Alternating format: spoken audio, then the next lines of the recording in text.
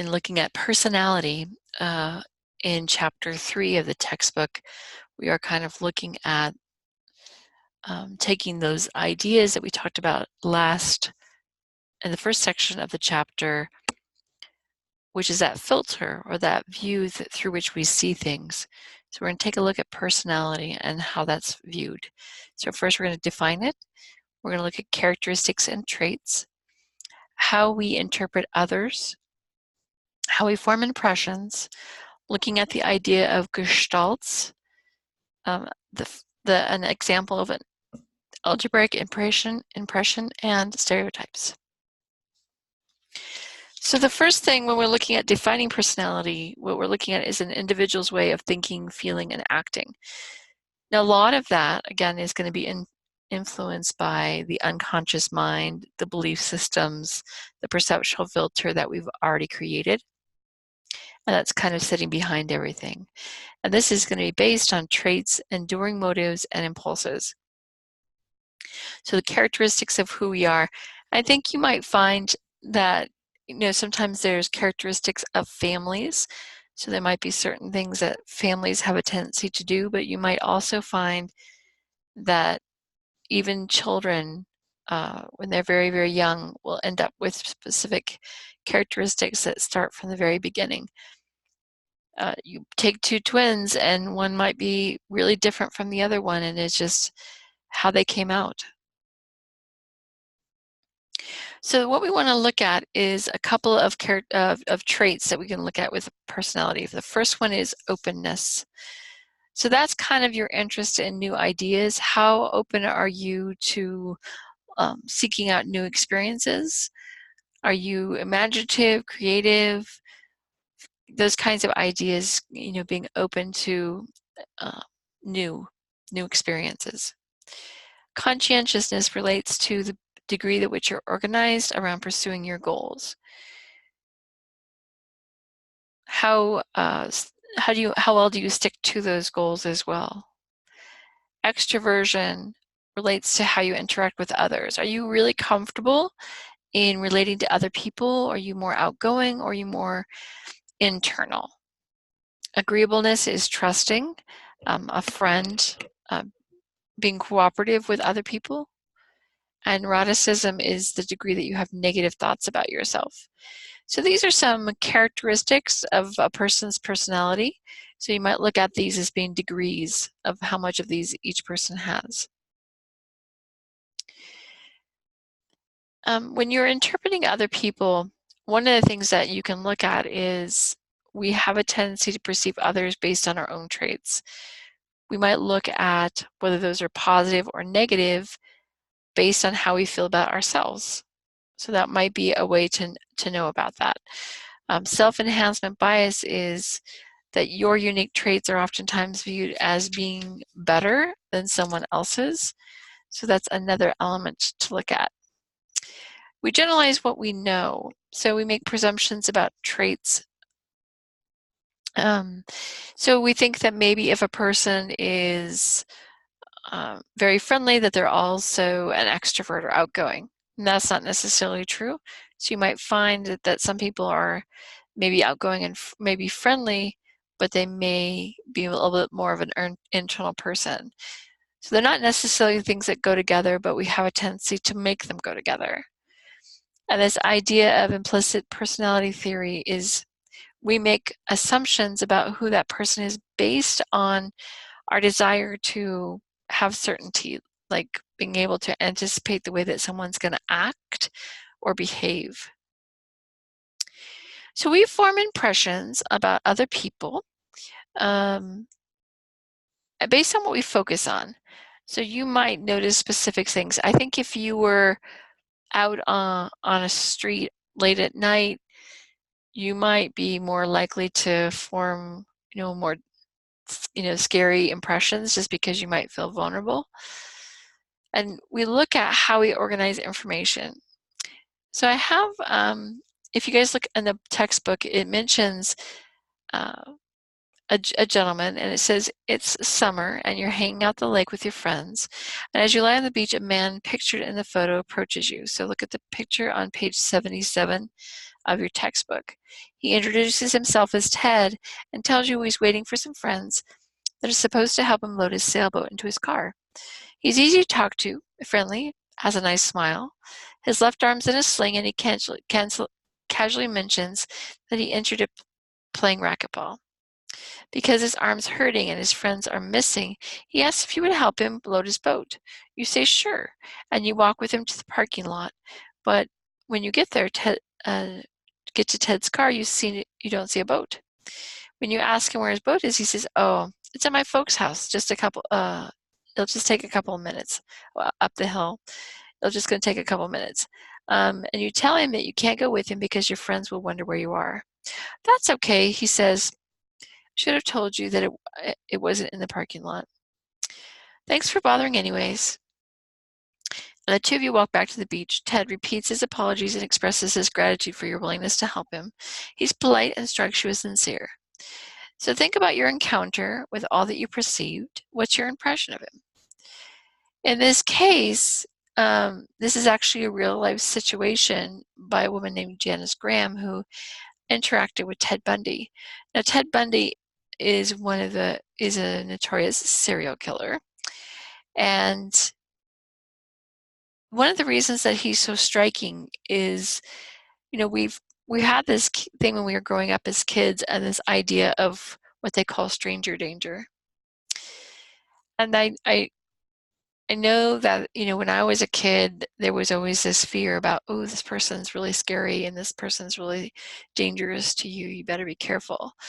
And it turns out that in some ways that's kind of damaged kids because they're thinking that the bad guys are always strangers, but sometimes the bad guys are people that they know. So really being able to follow your instincts and know when you are under maybe a situation when you kind of have the hair stand up on the back of your neck, or your inner voice is telling you that there's something wrong, that you probably want to pay attention to that, because there is a chance that you might be in danger and may not realize it. So just know, your own inner voice is sometimes a pretty powerful thing. And when you're in an environment, sometimes, this idea that the bad guy is going to look like a bad guy, he may not. He may look like Ted Bundy. And Ted Bundy looks like a nice guy. He's got a nice smile, right? He looks like a normal fella. Not a normal fella. Not a good guy. Okay, the next thing that we're going to look at is Gestalts. And Gestalts are the sense we have of a person, whether it's positive or negative. And they always say, you want to make sure you make a good impression on people within the first 30 seconds, because that's when they're going to be forming their ideas about who you are. And that's one of the reasons why, first impressions are considered so important. So when we look at a couple of ideas, one of it is this idea of the schemata, and we use it to help arrive on judgment. So we're going to use characteristics we might see in that person about whether we think they're safe or not. First impressions, sometimes you're in a situation, again, where you're walking down a street late at night.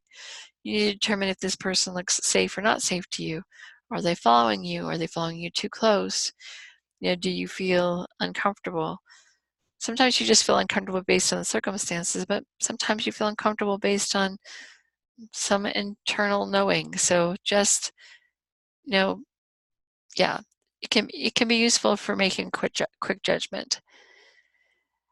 There's two ideas listed here. One of them is this idea of a positivity bias. I don't know if you guys have ever heard of Pollyanna, but she was a story, a children's story about this girl who just always saw things in a positive way. So whenever you hear something about Pollyanna or Pollyanna effects, it generally means that they see things through rose-colored glasses. And what they say when rose-colored glasses, they just mean that it's seen through a filter of positivity. There's a negativity effect where you emphasize the negative effect of somebody. So one thing I'd say to you is, if you're in a situation where maybe somebody reminds you of somebody else, you might automatically impose whatever your belief system is about that person on this new person. So an example of that was years ago, I had an advisor that was in a college. I don't know if I mentioned this one to you before, but he was in a college, and I remember having, him asking to go on a picnic and me feeling really uncomfortable. And then years later, I was interacting with a teacher who was talking about transference and countertransference, which in psychology is like when you're working with a therapist, transference would be if the therapist kind of reminds you of your mom, maybe you relate to them like your mom. So that can happen. And I realized I was relating to this teacher like this man that I had met years ago that made me feel uncomfortable. It's a bias because, when you're initially forming an impression, you do so quickly. And I might have had just a really negative feeling about him, not because of who he was, but because he reminded me of this man I had met years ago. So I think it's, what becomes important here is understanding that we have a tendency to do this. And as we go through and start building relationships with people, allowing that to shift and change based on our interaction with them. The halo effect is having a tendency to see someone as positive, and the horn effect is when you have a tendency to see somebody as being negative. So, devil has horns kind of thing. Yeah, there you go. So we go from looking at those different effects and stereotypes to maybe how we actually assess a person. An algebraic impression will actually allow us to sort of assess that person. And what we're doing is we're looking and we're comparing that person. We're assessing who they are and we're getting an overall impression. This might be new information. So I put over here on the right-hand side, maybe something that you might do if you were dating somebody. So maybe, and then, if you're dealing in statistics, sometimes they use what they call weights. And they'll say, this average as we are assessing it, we're going to make this be more important. So we'll place a heavier weight on it. And then it'll be multiplied times 2, that number. We're kind of doing the same thing maybe when we're looking at a date and we're saying, okay, I'm looking at their attractiveness, and their attractiveness is worth about 20%. And their personality is worth about 50%. How much money they make is another 20. I might be judging that based on their clothes or their car. Maybe I'm going to ask them about their education. So that I'm going to kind of form my impression of this person like I'm doing an algebraic equation. I'm looking at how good they are compared to maybe somebody else. So if you're going on a bunch of dates, maybe you're going to use something like this to say, okay, this person is really cool. They have a great personality. So this person gets 50% of that. That's pretty good. And I'm going to place more emphasis there. So notice that when maybe you go into relationships and you're meeting new people, maybe you kind of have a way of judging the quality of who they are as a person based on different characteristics of who that person is.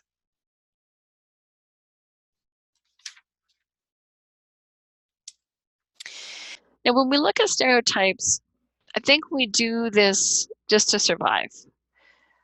So we just came up with sort of this algebraic impression where we're kind of determining the quality of the person that we're meeting. Sometimes, again, we're forming those stereotypes quickly. They're making blanket assumptions. We're looking at external characteristics of the person. And oftentimes, these impressions are flawed.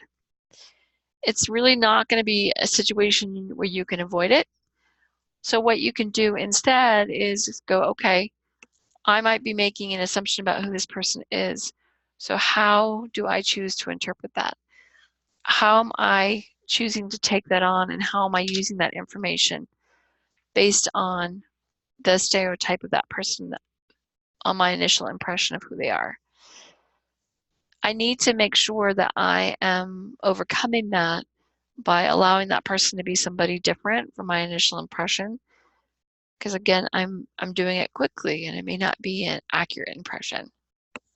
Okay, there you go. There's our information for chapter 3. Thank you.